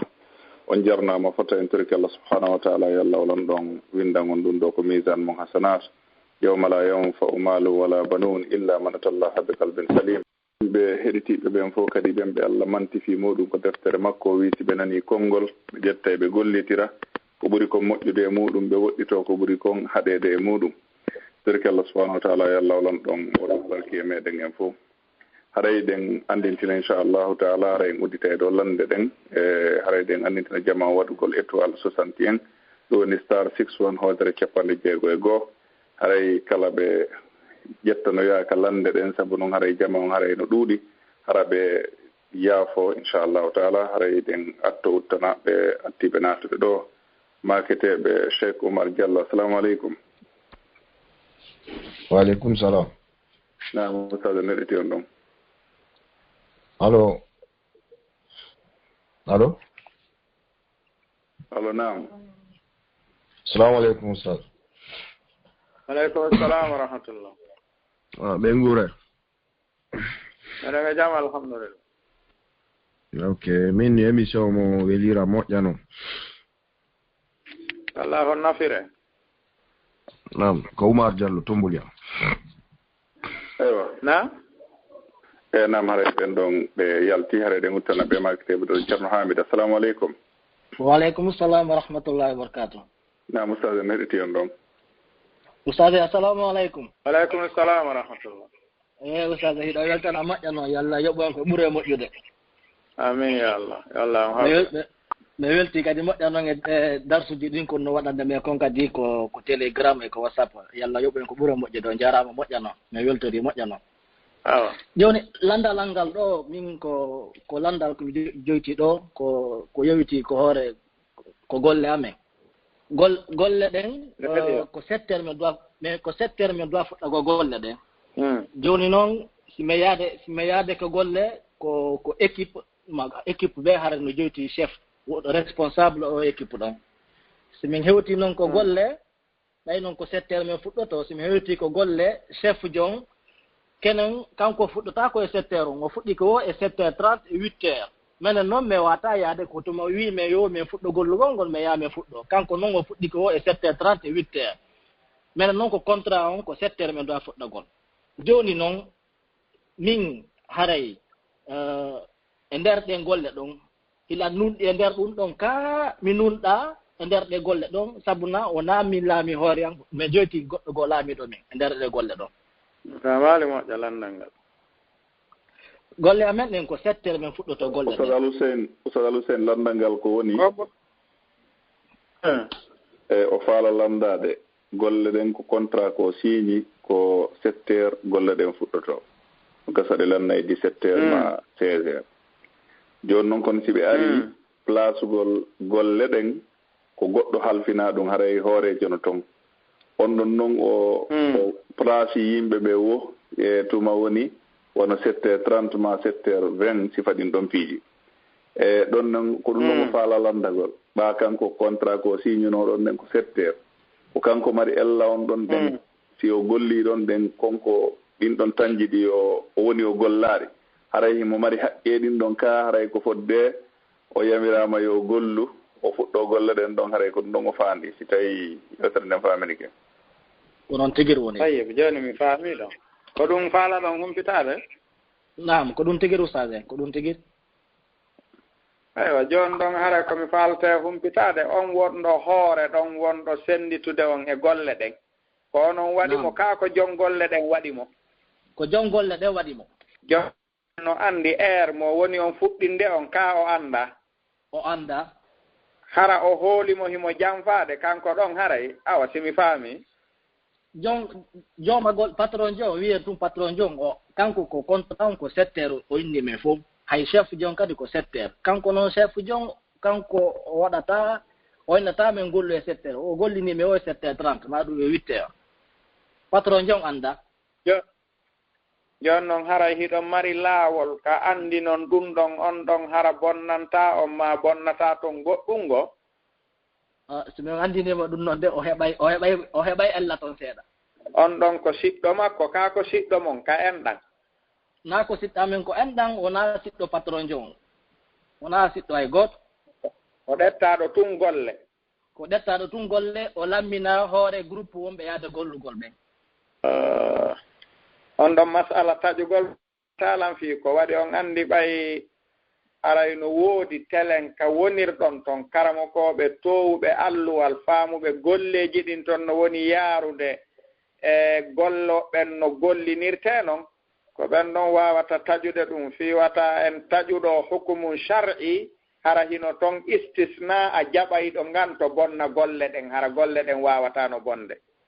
joni mi yiɗa yo landano en landal ngal yiiliɓe telen ka mon ton ɓen wonɓe ton andi golle ɗen no woni yaarude kamɓe haray ɓe wawi faamude si ama e si tawi janfano ɗon janfa kanko hombo ronditoto ka ɓay min mi anda golle ɗen toon tigiri wata mi hotto mi bonna hara no wawno ronkude bonde naam ok jazakumullahu yaafo ɗon ɓayri ɓeɗo musidɓe men anda ko Europe to ɓe woni kono ɓa yimɓe ɓen no ɗuuɗi haray ɓe wawi yohoyde on say ko privé inchallahu taala haray wawa ɓe ɓanginande inchallah nam ɓe makiteɓe Cheikh Ahmad assalamu aleykum waaleykum salam nam oustad en heɗiti on ɗon ustad assalamu aleykum aleykum salam wa rahmatullah ko adi kon taw ko weltanagol ɓe wernede ustad en noon no ɓe wernirta ustad en noon ko ɗon ɗo walani on ti moƴƴa ara mi weltaniɓe moƴƴa yo Allah yoɓɓuɓe kamɓe kay ko ɓuuri moƴƴude no ɓe welnirta no ɓe wernirta mukkobaɓe ɓen ɗon ara ko ɓen men ɓuuri adi taw weltanade simi yiya ko ustad en jazakumullahu khairan ara ustad en min jentaden ko télégramme kadi e darsiji ɗin ara min wi on yo Allah waɗa ɗum noon ko man dakke moon ñande tawi en wawna hoore mo onon kadi ara barka ko ɗum noon tum men natiri ɗo hiwragol en e yallingol on fatunde oustad Chérif en kadi yo Allah subahanahu wa taala yurma ɓe yaafo moƴƴina battana men enen kadi hatto ɗettitude allahumma amin min landi kay konno e ɗi darsiji no yewtirto ni no famorto ni ara konno toon giɗo e on jonnede doctorat on par ce que ɗon famina men ɓuri doctorat heɓorto ko janngugol nam he en ɗo doctorat wona haala heɓorto ko janngoygol tawi ko minen landete ɗum wandi mi wiyani ɗo doctorat ji ɗi gara ɗo wonde mum par ce que ɗon sifano men wonde goo feññinana yimɓe ɓen surtout wona ko affaire ƴettere ɗa yarno yaade ayaji ɗin ara machallah ɗon doctorat on men sikki tum on hani ƴettude joni on no woɗɗi na ɗum ɗon koko yahante na ko wowlete awa yo Allah addu Allah subhanahu wa taala newɗan hen allahumma amin o yaafata so tawi men aleykum salam on jarama en tarki Allah yo Allah hollu en ɗum ɗon kadi no waɗi haɗa ɗe ganditina jamma on yimɓe ɓen no ɗuuɗi nder ga happu meɗen on kadi e raɓɓiɗi moƴƴa haray aren ko lande wonande kala jogtiɓe ko lando fi ko yowdiri e mawdu on haray jama on fof hino weltana hino jarna eno programme on yaadana inchallah nam ɓe makiteɓe Cheikh Mouhammad assalamu aleykum Mouhammad Dia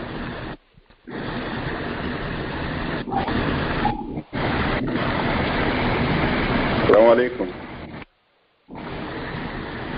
waaleykum salam wa rahmatullah nam ustad neɗɗiti on ɗon assalamu aleykum wa rahmatullahi wa barakatuh ustad aleykum assalam wa rahmatullahi wa barakatuh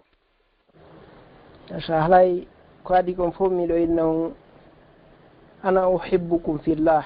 ahabbaka alladi ahbabtani lahu yo Allah on hawta en yiɗa e amin haray miɗo inna kadi yo Allah on nafir men nafira kadi julɓe ɓen fof ko wonɗon men wallitade ko Allah on hawta en jaɓana en laɓɓinana en asa haray komi landoto e muɗum ko bange ka ngeygu haray ko ɓuri hewde ko minen hedde kamɓe wontiri ga ko wannono siforɗon ka cewɗiɗa haray menen ga cewɗi no manka moƴƴa joni no yimɓe ɓen no ara moƴƴa ɗaɓɓirgol men cewɗi hara si men sensaniɓe wawata men nafude saabu no haray menen kadi ko noon min yeeyirta saabu ɗin ɗon beela haray ko honno mi wata sertide maɓɓe hara fenande natale e muɗum si min innile men sensantaɓe ɓe ko ɗum woni hara mi weldata ɓe mana si ɓe ari ɗaɓɓirgol ɗon cewɗi hara ɗon jogii bajji aynam so wi'iɓe sel cewɗi ala haray goonga feeñaali ɗon sensaniɓe hara on ittaniɓe annde on ɓisike mayre on no waynondirir ton hara on bonake diina kan on bonake maɓɓe nam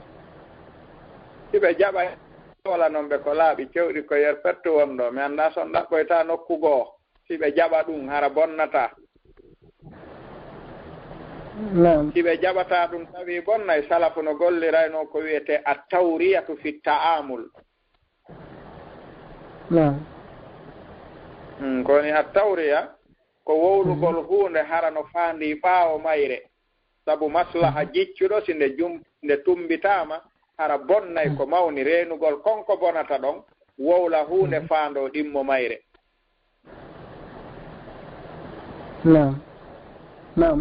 ɗum no wiye a tawri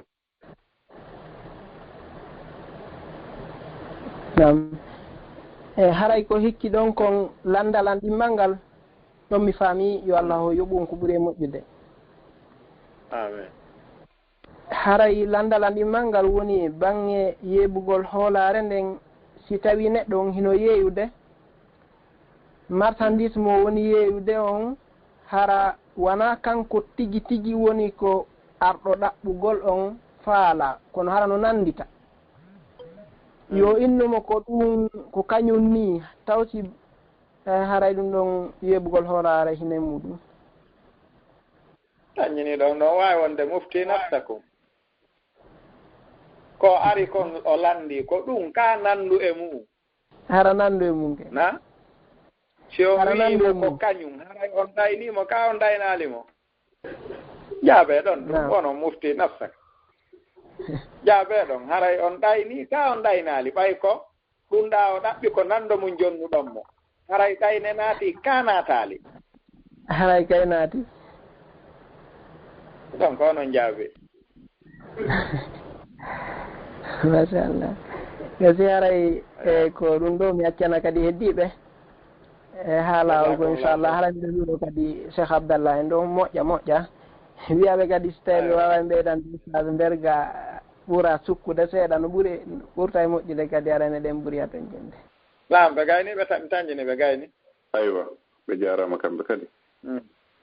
nam haray e ganditina jama waɗugol étoile 61 ɗon star 61 hodre capanɗe jeegoygo inchallah nam ɓe makiteɓe Cheikh Abdallah assalamu aleykum assalamu aleykum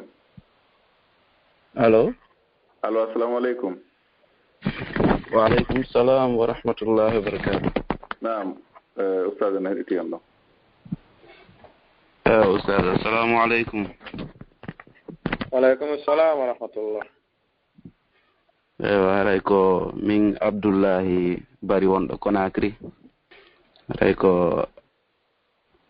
mi naatiri ɗo ko salmingol on weltano on toro Allah subhanahu wa ta'ala yo ɓoyno on hakkunde jama on ɗuɗɗina sifa moɗon e dow ɗoftagol mo ngol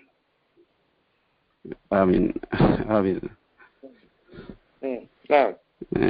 aray ko ɗum ko salmingol on tum weltano on andina on haray menen kadi meɗen jentade on ka telegram e ka groupe aji hedditiɗi ɗin haray meɗen weltori on moƴƴa meɗen nafitorde on kadi tori Allah subhanahu wa ta'ala yo yoɓu on joddi ɓurni moƴƴude ndin aljannatul firdaus amin Allah subhanahu wa ta'ala hawtu en ɗum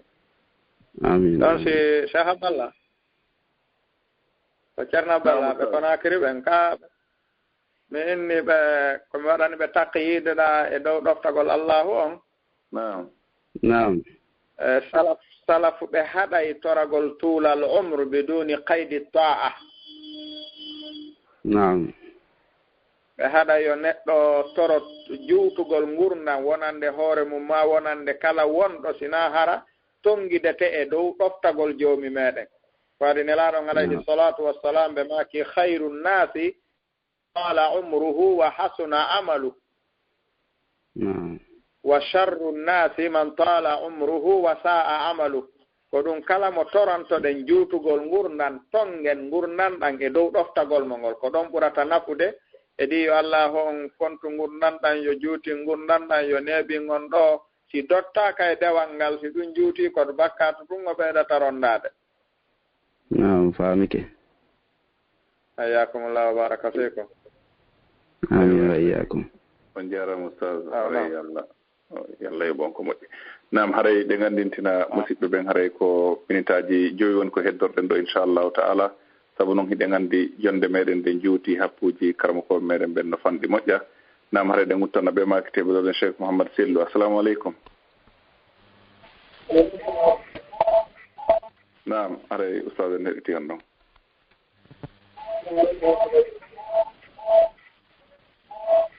itte o palle ɗuma on e siko micro waɗɗon kadi assalamu aleykum warahmatullah waleykum assalam wa rahmatullah safo jarama de ɓay ngurani alhamdulillah nawa toon aɗa min nani yewtere nde moƴƴa mi weltori on kadi sas moƴƴa noon allahuma weltanoy allahuma amina yo allah wonno yoɓon ko ɓuuri moƴƴude e joddi amin yo allah on hawtu en ɗo allahuma amin aɗa ko weltanogol woni komi nodde ko Mamadou Sellu Diallo komi wowi nodde kayri a balle jasakumllahu hayran kono woni ɓe tingueje ɓen eyyi jaam ñaaƴo e a jaam ñaaƴo on allahu ilayka eyyi jarama boy aywa onon kadi on jarama cheikh mouhammad sellu yo allah yoɓon ko moƴƴi oɗo barke ɓe gureji moɗon ɗi naam haɗa ɗen uttana ɓe musidɓe meɗen makteɓe cheikh mouhammad julde assalamu aleykum waaleykum salam wa rahmatullah oustaz ko noon mi wuttanta noon joni awa mi watti micro nge sawkeji moɗon on jarama fota mi weltanike o moƴƴa mi jarni on fota yo allahu on yoɓ on ko ɓuuri e moƴƴude joddi yoɓa oustaz en ko ɓuuri e moƴƴude joddi oustaz en assalamu aleykum ko Mouhammad Julde Bañang waleykum assalam wa rahmatullahi wa barakatuh ceerno Bañang assalamu aleykum wa rahmatullah nam ala to cheikh oustaz haray mi weltanike on min jarni on fota yo allah on yoɓ on ko ɓuuri e moƴƴude joddi amin ya allah amin ɗi weltanama équipe lawol kisal on fof weltanama haray kadi en fof kadi en weltanike koto Mouhammad Bobo yo allah on yoɓɓe kamɓe kadi ko ɓuuri e moƴƴude joddi yoɓa en fof ko ɓuuri e moƴƴude joddi aywa haray ɗe guttana ɗo ɗe nde ɗo hoolare yiye nam cheikh julde haɗa min sikkare on yeeyi o mbiɗa ɗo nde ɗo hoolare hande yonno yeebinde perdunde mutunde wonande ɓitede ara karan yite mo kala eɗo yo arti ɗum moƴƴine ɗo hoolare haray ko ɗum woni nafoore ko nafata en kon ko ɗum ɗo kadi woni koɓe makani en haray kadi wonɓe ɓen kadi ka télégramme ɓe fof maɓɓe hiɓe weltana hande hiɓe yeehi guluji nogay e jeeɗi e ko fawi haray alhamdulillahi rabbil alamin ɓe fof maɓɓe hiɓe weltana haray oustaz en mi welte on min jarni yo allahu yoɓon moƴƴude joddi ɗo nande oustaz en miɗo nande no kuppude noon amin haray mi jonito micro inchallah haray ɗo wawi udditande on awon yafoto haray ko réseau waɗi ɗum ɗon inchallah ala muskila inchallah aywa cheikh julde haray onon kadɗo weltana hiɗon jarna fota e batte wakkilareji ɗin sengo guine e wallitagol feƴƴingol ɗiɗo darsuji ɓeɗo karmakoɓe ɗen toro allah subhanahu wa taala yo allah yoɓɓu fof joddi muɗum ɗin aljanna yo kanko allah yoɓo yoɓu en ha o arsike en natoygol aljanna firdawsil ala e haray ɗe guttana ɗo yimɓe ɗiɗo haray ko ɗon woni ko jonde men ɗen hattoyte inchallah nam haray ɗe guttana ɓe makiteɓe ɗo ɗen cheikh abdallah ɓe yaafo haray mi faljo hayna kamɓe mon no tande mi uttaninoɓe nanen ɓeɓe numéro mum lannitori ɗo ɗen e 89 en 891 assalamu aleykum 891 naam assalamu aleykum waaleykum salam waleykum salam asade nala toon alhamdulillah wara men weltani moƴƴa ɗum haray kadi Allah subhanahu wa ta'ala yo Allah yoɓo mo ɓuri moƴƴude joddi hawtiniren kadi wono ni kadi ko aljana makko ɓuuro towde yo moƴƴama inchallah amin miɗo mari ɗon landal gotal wongal kadi no warti ɗon nen kono ngal ɗon ɓeyditugol haray enen ka julde amen iidi donkin ɗo ɗon miside kamen wonno julde ɗon min arno men naade ka juulide toon ha heewi tawi tigi tigi on jagga imamuɓe principal ɓe ɓen ɓe dawi programme a fi juulugol juma tigi tigi on mi inni mi inni fi programme ñande juma ñande iidi donkin on ɗo bon juulide kamen juuluno iidi on ɗon laati noon ɓay juma on hewti jama on ari naati juulude nde hande heewi kono men habbi imamum ɓen tawi tigi tigi jaga premier mamon o wari o programme i on no juma ala nde ñande ñande juma o ñande juma on tigi o andi hawrodiri kañum e iidi o ñande on juula ko noon muskila mongon ɗo joni men noddoyi noon kañum imam o mi inni ha vraiment ko on ɗum haadi juule o inni ha kanko tigi tigi on ɓay haray jama on ronki bon aray na ella tigi tigi on haray jama on wawi ɗumannade sellude ɗon mbay heeɓi onno iidi on bimbi juma on wawi selde ɗum on haray ko onno est ce que on ganto ɗon haray no jaɓini owe on andi tawi mi faami toɓɓere mon nde nam ko faamugol mo julde iidi e julde juma tumbodiri si neɗɗo on juuli iidi on bimbi haray mo waawi ronkude juulude juma on o juula fana on ɗum ɗon no tabiti e sahabaɓe ɓen no tabi inaaɓe kono noon newnantake imamu o ronka arde julnugol juma fii faalaaɗo ko waɗi ko ruhsa wonaa ko harmi bimana wi'aka si iidi e juma tumbodiri no harmi juulugol juma bimana no harmi juulugol juma on ko wi'a si tawi juma on tumbodiri e iidi on si juulama iidi on ɗon haray juma on mono faala no waawi yaade o juula mono faala no waawi tippitade ko waɗi nelaɗo on ɓe maaku no ñande ɓe wanno hutba tawi no tumbodiri juma e iidi ɓe maaki hande dey mo hettike argol juula iidi mo waawi juulude ali kadi bakkatu fawaki mo fa inna mujammi'una menen noon men aray juulugol ngol e julnugol ngol arɗo wo awa mo arali wo awa kono juulirde nden ɓolɗintake e julde juma on tew imamu on kañum ma ara noddinowo on ma ara noddiɗo wo ara ko julnata kono juulirde nden fermatake imamu inna jama on no ronki hande juulatake ko waɗi ko ruhsa tippintinna wona ko harmi waɗugol faami keɗon bon joni aray ay mene ga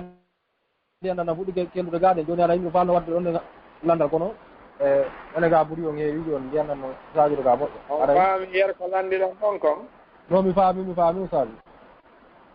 awa gasi koko newnana ko harmi ha ɓe ronka juulugol ngol mi weldani kon ɓuuri Allah yoɓon ko ɓuuri moƴƴude e joddi aray Allah ɓoynude en moƴƴina golleji ɗi gadi e dow ɗoftagol mo ngol inchallah naam oustaz salamu aleykum waleykum salam wa rahmatullah aywa haray o jarama o weltanama en torki Allah subhanahu wa taala yo Allah walan ɗo weltanen en fof haray ko ɗo jonde meɗen nde woni hattude hande saabu noon sayon fooɗike fota haray ɗen andi kadi happuji ɗin haray no fanɗi ha feƴƴiti haray no woodi piiji buy ko jokka hiɗen andintina jama on inchallahu taala haray nder lebbi ɗiɗi kala haray en wonda e ceernoɓe meɗen ɓen ɗo kono haray sowno kala hiɗen andintina haray ɓe marani en moƴƴobere mawnude e ko ɗoni wallitade en fino famiren kaɗo diina meɗen yeru ko Allah famini ɓe kon hiɓe etanade en ɗum ɗon haray ɗum ko groupe télégram on haɗa ɗen toro jama on kala haton jimɓe natugol e mum haray no wawi e humpodirde Cheikh Mouhamadou Bobo inchallahu taala haray kadi ɗen haton jini wallidirgol fi janngugol darsuji ɗin hara wona heɗagol tun kadi haray ɗen torondira ɗum ɗon en fof inchallahu taala haray oustad o weltanama fota en de équipe on haray meɗen toro Allah subhanahu wa taala yo Allah weltanen en fof yo arsuko en ɗiɗo golleji ara ko fi makko wona waɗirede hara ko kanko kadi yoɓata ɓa mo mari joddi ko yoɓa ko yonata inchallah. Naam. Jazakumullahu khairan wa assalamu ilaykum. Allah wa iyyakum. Naam Cheikh Mouhamadou Bobo kaɓɓa weltana fota yo Allah ɓeydu barkiki mo ɓeyda gandal ngal o wacce on hakkunde karmuko ɓen o ɓeyda nafirgol en julɓe ɓen en fof e golleji ko wona waɗede kon. Naam inchallah ray en e sahaji ara ɗin kadi so ko ɗum Allah hoddiri. Aywa musidɓe julɓe tedduɓe haray ko ɗo jonde meɗen ɗoni hattude sabu noon jama on no ɗuuɗi nder ga fota kono haray ɗen andi sa on pooɗike moƴƴa moƴƴa haray ɗen andintina sowno kala wonande kala anniɓe waɗugol sadaka fi sarzalngol ɓeɗo karmakoɓe naateɓe ko radio Laawol Kisal e fi wallitagol e fiiɗiɗo darsuji haray hiɓe wawi noddude oɗo numéro inchallahu taala si ɓe noddi oɗo numéro haray ɓe wawa humpitade ma seeno ɗon ko page meɗe YouTube haray numéro ji gono toon ɗen kadi wawete noddede ma noddon numéro yumma meɗen on nene Hajja Fatmata ñippi ɗum haray ko 0032 997 11 91 haray ɗe gandintina kala faalaɗo wadde nde ɗo moƴƴere kankadi o heɓa baraji ko Allah subhanahu wa ta'ala kala jentoyɓe ɗiɗo bayanaji ɓe nafitora ɗi yeru gurdan e si ɓaawo gurdan kadi hara himo mari joddinin ko Allah haray on tigi no wawi wallitade inchallah. hara ɗe gandintina kadi fi golle meɗen ɗen ɗen fof halduɗen fottuɗen waɗugol ɗum ɗon ko golle meɗen ɗen ko clinique meɗen haray hiɗe waɗande ɗe fonde régime saabu noon golle ɗen ɗe muutike moƴƴa jama on hino weltana inde équipe meɗen on ko Laawol Kisal halfinaɓe ɗeɗo golle guilandema e nokkeli ɗin fof ha yewta Guinée Conakry haray ɗe gandi golle ɗen koye dambugal uddutugol ndeɗo nokkure wonɗen haray hiɗe wadde fonde régime fewnuɗo fi piiji ko heddi kon fi no udditiren haray jama on fof hino tora e seenagol wallito waɗa sadaka on fi Allah andita Allah kanko himo mari joddi si on tigi ƴetti 100 francs o waɗi Allah o multiplier ɗum ɗon sappo haray ɗe mari kanet e kadi représentant ɓe ɓen fof no woodi numéro ji muɗum ɗin ko Laawol Kisal duhiɓe hisuɓe ko Laawol Kisal sonnaɓe hisuɓe wonno mi yewtori on noon ma so noddi oɗo numéro jonnaɗo ɗo joni haray o wawa humpitade ko honno programme o woni feƴƴirde haɗa ɗe gandintina ko wonno ko technique ɗo ande kadi ko yumma meɗen Hajja Fatmata ñippi Cheikh Mouhamadou Aliou Bari Cheikh Alpha Omar Diallo e musidɗo moɗon o Abdoulaye Diallo ko wonno ko micro ko Oustaz Hussein Ba Dakar en e saye jare ɗi si tawi jon jumaje ɗen muyi haray kadi e juma yontere hande hiɗen toro jama on fof ɓeydugol natugol ɓuuri ni haray hiɗen mari ga invité ɓe hittuɓe inchallahu taala neniraɓe meɗen tedduɓe senoytoɓe ɗo ɗe waɗana e yewtere ko yowodiri e diina haray ɗum noon kadi en toro duhiɓe e sonnaɓe senagol heɗo saabu noon nafoore ɗuɗunde heɓoto e muɗum en torki Allah e Allah lan ɗon tawnu en yo waɗu barki e ɓeygureji meɗen ɗin o waɗa barki e golleji ɗin o koren no wuuriren hara ko hoore no Allah faalira noon o yaafo en faljireji meɗen ɗin wa salllahumma wa sallim wa barik ala nabina Muhammad wassalamu aleykum wa rahmatullahi wa barakatuhu. Laawol Kisal ko laawol peewal e ɓantal